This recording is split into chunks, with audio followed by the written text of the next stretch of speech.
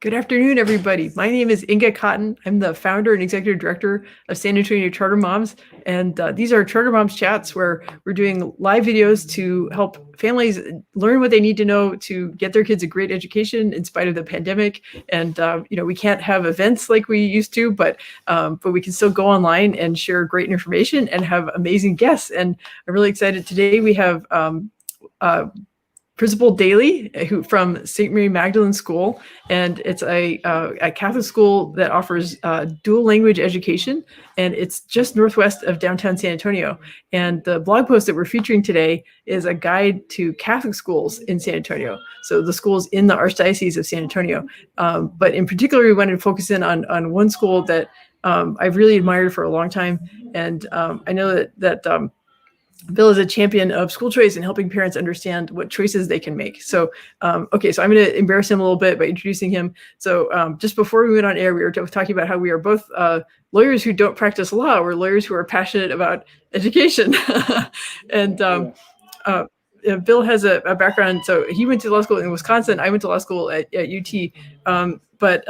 He is passionate about Catholic education and studied at Boston College, the Emmaus series for Catholic school leaders. So I know he's very passionate about making St. Mary Magdalen the best quality program that he can and just bringing excellence to Catholic education. So our goal in the chat is to focus specifically on St. Mary Magdalen, but I hope you'll click on the link in the description of the video and it will show you just the range of Catholic school options that there are in San Antonio and across the Archdiocese, which is actually pretty broad. It goes from like Del Rio up to New Braunfels and down to Seguin. So pretty broad area. So, welcome. Thanks for joining me on Charter Moms Chats. Thank you so much, Inga, and thank you for all the great work that you and Charter Moms do for choice in San Antonio and beyond. And I really think that the whole choice movement and charter school movement ups the bar for everybody. I know that I think the better the schools are across the board, it encourages all of us to really make sure that we're serving the students, the kids of San Antonio as well as we can. And really it has, I think, increased access and then also increased the quality of education in San Antonio. So thank you for doing that. Oh, it's an honor. I feel like that parents look at schools differently now, right? They see all the options on the table, and we have charter moms in the name, but really we support whatever form of education families want. So if it's their traditional public schools or homeschooling, charter school, private school, Catholic school, we want them to be informed about all the options. And in the Charter Moms discussion group, we've had lots of threads about Catholic schools and private schools that parents want to know about. And it's like somebody posted the other day, like, oh, this has got to be a unicorn. This is impossible. But are there any private dual language schools in San Antonio? And then like within 5 minutes, like there were 10 comments being like, St. Mary Magdalen, St. Mary Magdalen. Everyone's all excited. Yeah. That's great. Yeah. So, well, tell me about how did you choose to dedicate your career to Catholic education? Well, I think, you always go back to your childhood. And so for me, I was in a public school and I did pretty well at public school. But my, to share a little bit, to go a little deeper personal, my parents were getting a divorce, and my mom sort of decided to put me in right at that critical time of middle school, I think, into St. Mary's in Elm Grove, Wisconsin. And I think without that initial sort of faith education, I think easily could have gone another route. And I think it sort of set me up for all the things that really gave me a lot of the sort of, it's odd because the structure and all the faith foundation really set me up to have a lot of options and a lot of choice later in life, and in terms of the route that I wanted to go to, and that faith foundation I've relied on, to this day, like getting through the pandemic, getting through law school, getting through different sort of difficult situations. I really have come to really believe deep down about the power of Catholic education, specifically the faith component. And at the end of the day, I think that's what makes us who we are and makes us different. And then within that sort of landscape within Catholic schools, of course, St. Mary Magdalen is unique in its own respect of being dual language as well. But yeah, and then I think the other part of the reason for my dedication to Catholic schools, and in terms of being a teacher and a principal of Catholic schools, is because it's fun and it's enjoyable, and I love it, and I love being a part of a community, and being a part of a community where kind of against the old sort of Catholic school idea of like sort of a very cold, sort of very punitive environment. I think it's, especially in 2021, it's a very warm and inviting and welcoming place where through prayer, I think those classroom communities can really be built to foster growth of the whole person, but also that idea of family and community and looking out for each other. So that's why I'm still in it, is because definitely not for the pay, but because it's a lot of fun. So. Right. There's like some, they say the best things in life are free, but it's those intangible things, right? That there's the things that bring you joy every day, and knowing that your work is meaningful and you're making a difference to so many students and their families and a community of teachers, and that's got to be very satisfying.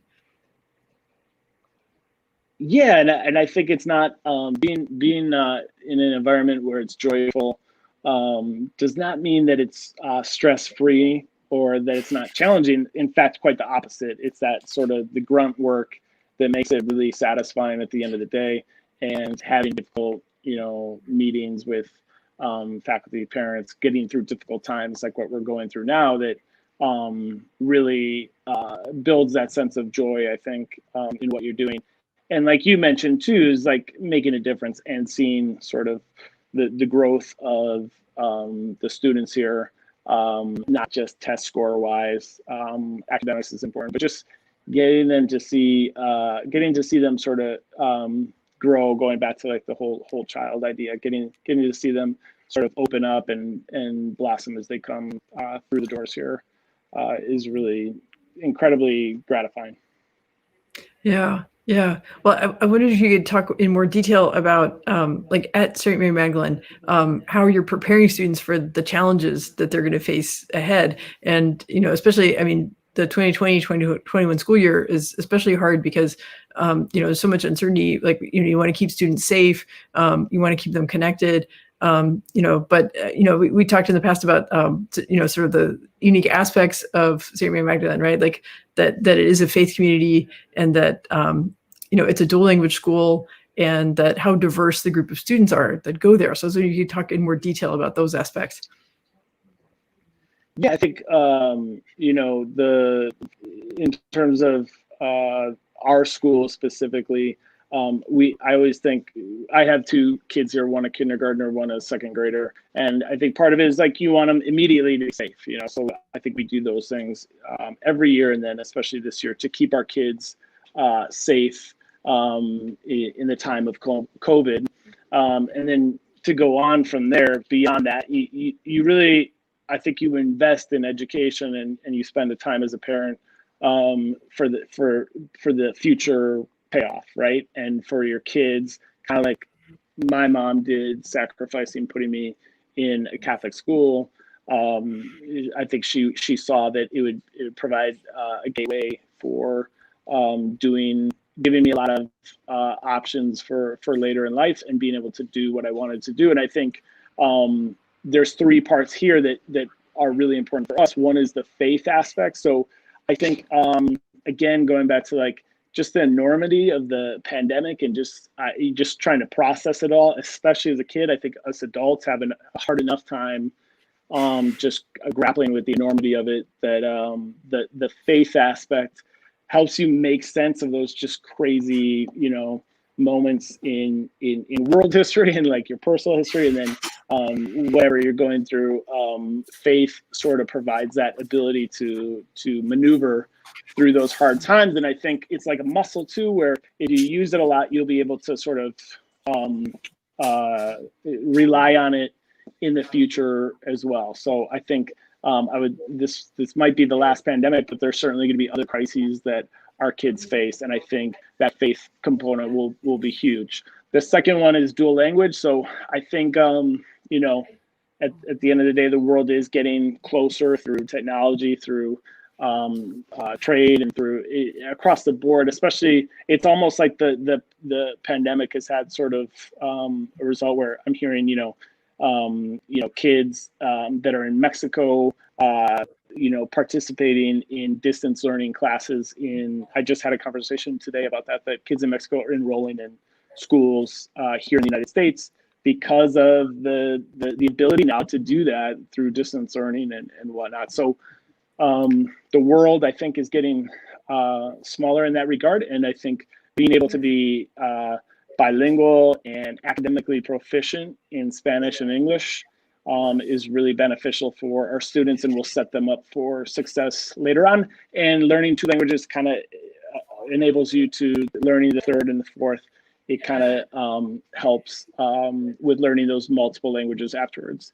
And then the third one you mentioned, which is very true of our school, is just diversity. That's something we intentionally strive for, not just like, well, to a certain degree, yes, like you don't have to be Catholic to come here. You don't have to speak English to come here. There's a lot of things that you don't have to be to come to our school. So we're very open and welcoming in that regard. But at the same time, we intentionally do seek out students from and families from different backgrounds. That's important to us. So at our school, we have over 60 different zip codes. Across San Antonio, across socioeconomic lines, across linguistic, ethnic, religion, whatever it is, and then that I think becomes a really, for us, it's just such a vibrant community, overall school community. And then you see it with the staff as well. And the students are learning from each other and learning from the faculty as well. So I think it really, again, going back to preparation, prepares them for the world that they're going to be expected to thrive in going forward. So the faith, the dual language, and the diversity, I think, really helps us to create or to cultivate all the strengths in our kids so that they can have success later on in life. Yeah, that's a great, it paints a great picture of what the strengths are at the school. And one thing I've learned as I've been researching Catholic schools is that there are so many strong traditions, right? Like events and right, and the idea of children going to mass, and but then there's also things that are more surprisingly up to date and flexible, and things like the use of one-to-one technology, and so I was wondering if you kind of comment on like what are those sort of how do you find the right balance, like traditions to hold on to to give the students that good foundation, but then also promoting creativity and innovation, and giving teachers room to to innovate.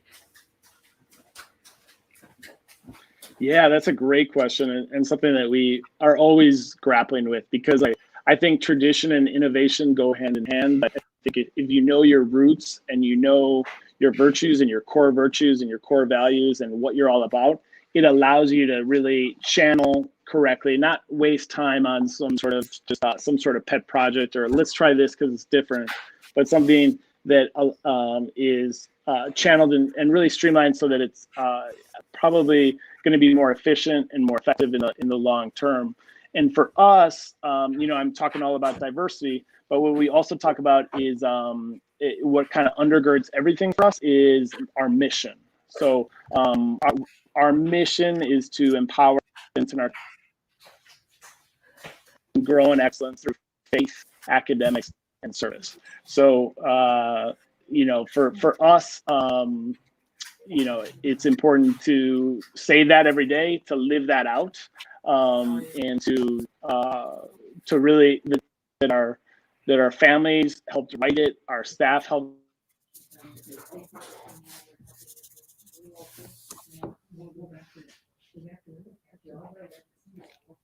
Yeah, I know.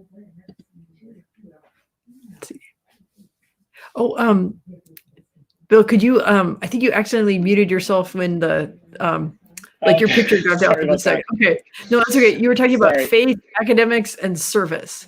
And that that's the mission Yes. that the community kind of came together and agreed on, was those three aspects. Yes. Then they wrote it, and so we wrote it together, and then so everything that we do, we kind of ask ourselves, does this advance the mission of our school? So that's and for us, that's what it means to be mission driven, is that's our sort of compass. It's kind of like what we were talking about with tradition and innovation. It's our anchor that sort of sets us in place, but it's also our compass to know where we're going. So that's why it is so important for us. And I think that helps us decide everything from technology to when we went dual language in 2013, that was, rooted in our mission. Yeah. I'm going to share some encouragement. Teresa's watching. Oh, hey, Teresa. I don't know. Awesome. Yeah. Lady. That's one of the fun things about StreamYard, is we get to bring in comments from listeners. So thank you, Teresa. Cool. So I wanted to ask about at St. Mary Magdalene in particular, some of the, and I know it's a little different this year because of the pandemic, but y'all have a lot of community building events, and there's a lot of traditions that students get to experience. So sort of if you could, describe some of those, kind of paint this picture. And I know it's a little different this year, but y'all still have sports, right? The teams are still playing. Yeah, we're trying to be as careful as possible. But yeah, we did have volleyball. We played basketball as well, and I think we're still set to play baseball in the spring. And so to us, that's still important. That sense of camaraderie and being safe, of course, wearing masks, taking all precautions possible. But yeah, to continue with that, because we're a big believer in sports and the sort of values that they inculcate in the kids and develop. It's really important, and especially now we feel like like especially now when it's a little bit harder sometimes to find time to be outside and have fun like that. It's important for us. And then different, of course, the mass for us is really important. So we still have weekly mass, and again, that's like distance and spaced out. So we have multiple masses now rather than just one. And so that's a great community building time as well. And then different cultural traditions too. For example, for La Virgen de Guadalupe, we still celebrated that and had the Matachines Club perform for that. So we want to make sure to continue those because they're just such an important boost, I think, in our sense of community. And then to let the students know that there are some things that the pandemic can't take away. So. Yeah, I think traditions like that, like Matachines, is like, I mean, that goes back centuries, and it connects students with a tradition, right? And I think those things, and it's the things that yeah, I was telling you to a friend of mine who's a charter school family, but from a Catholic background, and when she sees like the Catholic schools posting pictures of Matachines, she's like, oh, I wish. And church schools have their own traditions and things, but but they're public schools, and so they can't be as faith centered and as tied into particular saints' days and traditions and things like that. So I think it's wonderful to have that richness and to be able to just say it out loud, right? Yes, yeah, it is, and I think it's just so good. Going back to the community aspect too, and going back to our mission, like empower students and our community. So that's just such an important part for us, is building community intentionally too. So rooted in our mission, of course, but that's so important for the individual student health and the family's health as well, is that we're really looking out for each other. And then another part of our mission is service too. So continuing with service projects, we did a toy drive for the kids at Methodist undergoing cancer treatment. So we did that before the Christmas. And then last year, when it popped off in March, April, and May, we raised over 7,000 pounds of canned food goods and other items for those sort of struggling through the pandemic. And again, I think that of course, is part of our mission. That's what we're called to do, just for the good of it, just for service and looking out for others. But it gives, I think it also, again, going back to our mission statement, but it empowers kids. It empowers kids and our families, that sense of service and living a life for others and for the greater good of San Antonio, is, again, really good for them in the long term too, and preparing them to have a fulfilling, successful life. Yeah, they'll grow up to be, people who, think about their faith. Like they said, like you said, it's exercising that muscle, right? And there are people who are aware of what's happening in their community, and that there are, people who need help, and right. And then if they have talents to share, how important it Yes. is to lift up the community. Yeah. Yeah, and I think, again, that's something that if you sort of develop it, is like, and that's kind of the reason to keep traditions too, is like it because hopefully it doesn't become like robotic, but like it's routine, and it's something that's just expected that we do this, and regardless of what's going on, we want to continue with our traditions, and one of those is service to the community and working with our St. Vincent de Paul, or working with the different hospitals or other places in San Antonio. So, I mean, I think at the end of the day too, that's what we're trying to do, is we're living our mission, and we're trying to make, of course, our students, our families, to have richer, more fulfilling lives. But for San Antonio too, for our city, we're trying to sort of contribute to making this city an even better place to work, to live, to worship, to do all those things. That's important for us to do that, and to produce this type of citizens that have that sort of ethic and perspective, that it's not just about me, it's about the community as well. Yeah. And like you said about your own experience, and, why you feel called to work in Catholic education, is that because you went to Catholic schools, it gave you a foundation so that you had choices in your life about how you would use your talents later on. Right. Right. Yeah. And I think it's easy to think of that as Catholic education sometimes is restrictive, and sort of limiting things. But I think it what it really does is just it really hyper focuses on certain things to really develop strong character, a faith aspect, obviously the academics and the giving back, and so that then you can kind of be you can kind of lift off. So it goes sort of with the school as a whole, of like the tradition aspect, because otherwise it's just kind of aimless. I think if you don't have your core virtues sort of set personally, and other things sort of about your ethos and everything like that, that if that's really set, then you can really, it doesn't limit your options. It makes them, I think it gives you much more confidence in terms of the routes to choose and the choices that you make.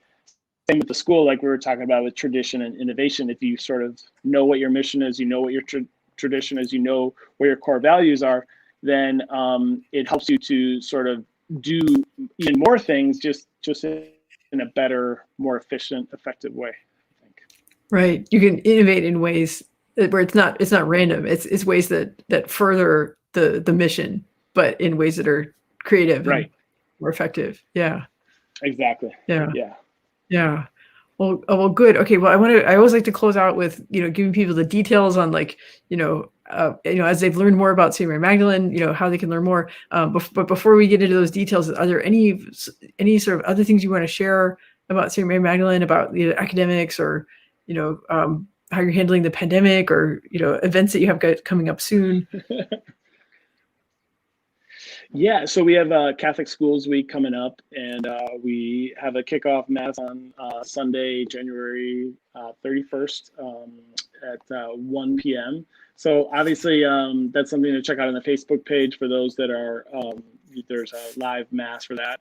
But really the best way to know our school is to tour it, and ideally during the instructional day. So you'd have to be screened and wear a mask, and have your temperature taken and all those sorts of things. But really, that's where you get a sense of what the school is all about, because I can talk about it and talk about the virtues, talk about that, but to see how we live it out, and especially in these unique times, like, I think it's really beneficial. So you can schedule a tour right there at our website, stmmsa.org, and there's a little button that pops up as soon as you get onto the website, and it says apply and schedule a tour.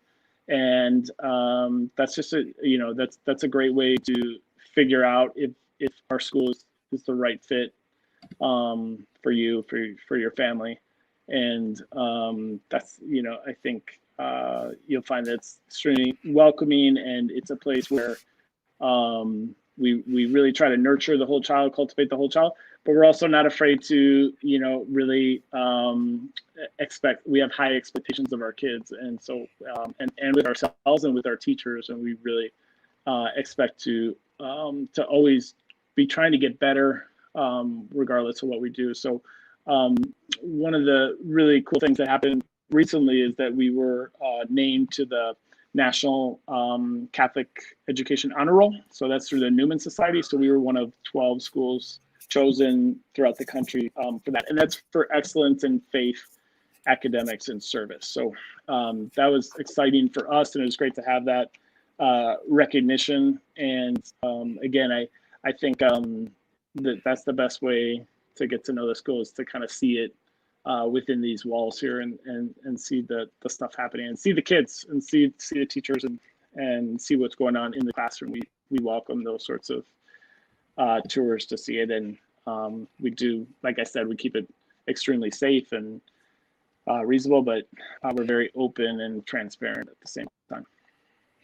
Yeah, there's lots of great resources on the website, and I'm sure families appreciate that they can, they can read about like how the dual language model works, and they can read about what athletics are offered, and there's lots of great stuff on the website. But like you said, actually be able to to see the students in action, and get that feel what the vibe is, like what the atmosphere is on campus, and just see all the things the students can do, because I think that's one thing that sometimes I think parents who haven't visited a school of choice, whether it's a charter school or a private school, maybe their expectations haven't been lifted high enough about what students are capable of, either academically or in terms of their acts of selflessness and their appreciation of what matters in life, right? Like actually Teresa chiming in, she says core values is where it's at, right? That that if we can awaken kids to those things, that they're capable of so much.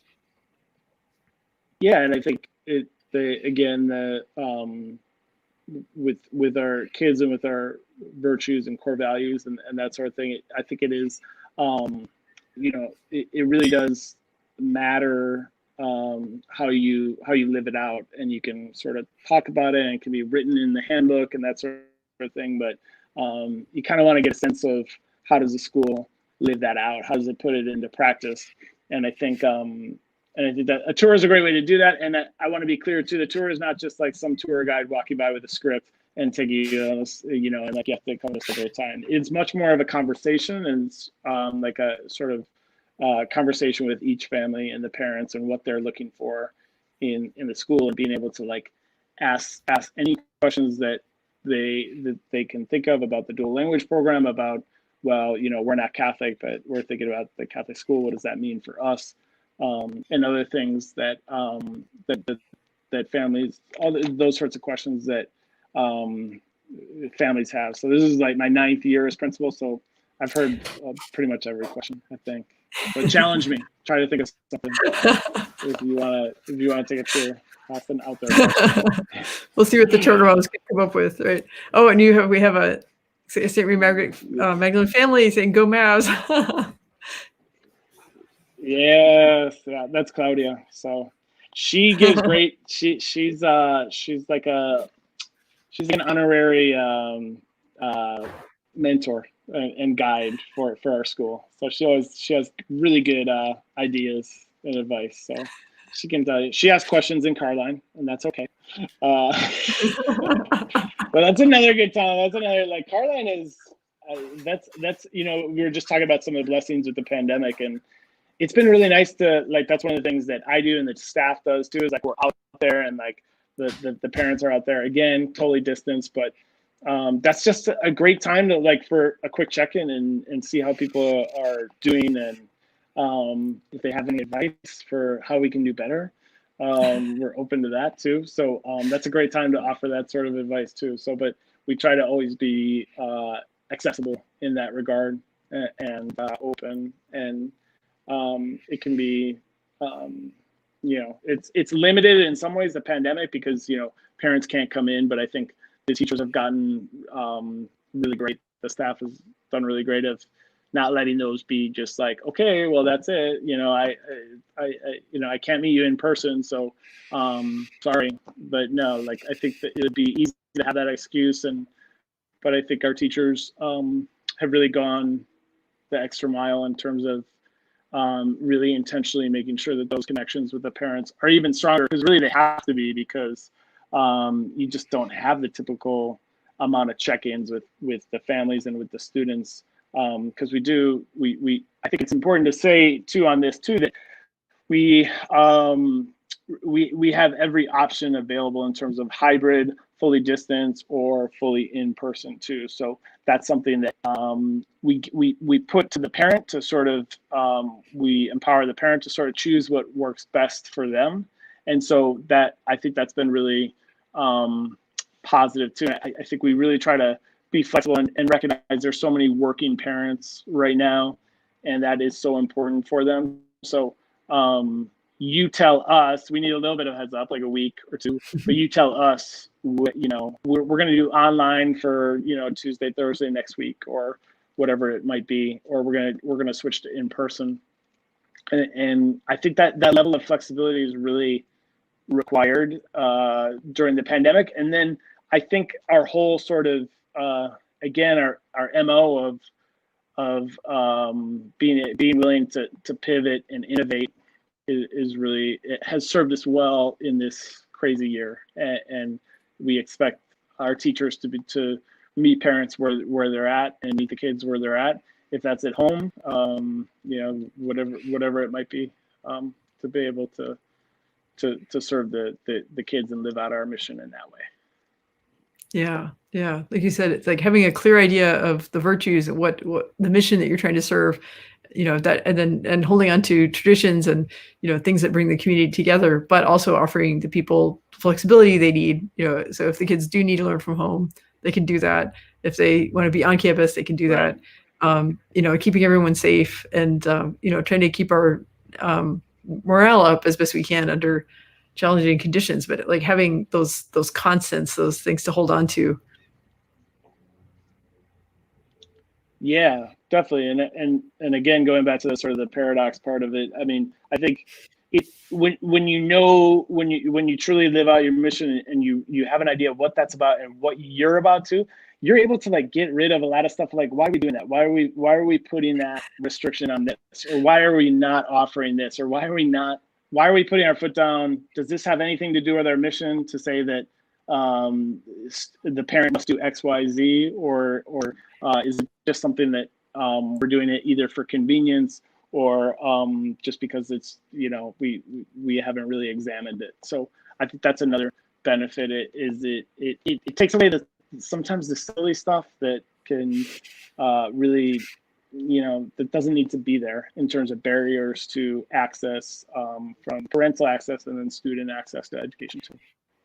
Yeah. Well, what I hope that folks listening to this and reading the blog post is that they can take away that, maybe the stereotype they had in mind of how Catholic education might not reflect the reality now, that there's a lot more innovation, there's a lot more responsiveness to what's happening in our world, but that Catholic education will never let go of those virtues and some of those traditions that really do bring so much benefit, even in modern times with all the challenges we're facing, right? Whether it's pandemic, recession, war, our lives are going to be, and our children's lives, they will face obstacles in the future, but we want to equip them as best we can to deal with those in a constructive way and to care about their communities. Absolutely. Yeah. Amen. Okay. Well, on that note, I will let's see, just remind everyone that Catholic Schools Week is coming up, right? So it starts January 31st, right? And you said that there will be like a special mass on the Facebook page for St. Mary Magdalene, right? And I think most of the schools are doing that kickoff mass on that Sunday, and then it's that first week of February 1st through the 6th as well. Awesome. Okay. And so if folks are particularly interested in St. Mary Magdalene School, they can get hold of you, do a tour. They can go to the website and right, the phone number is there, and there's a form they can fill out and request a tour and get that set up. Yes. Okay. Yes. Well, we would love to have come by and tour. So. Okay. Well, it's been great having you as a guest on Charter Moms Chats, and I look forward to being able to come to campus and see you in person sometime soon. But in the meantime, I'm really grateful for some time on StreamYard here. Thank you. And my phone is dying too, so this is good. It's good that we're good. Under 10% battery. We made it. All right. Take care. Awesome.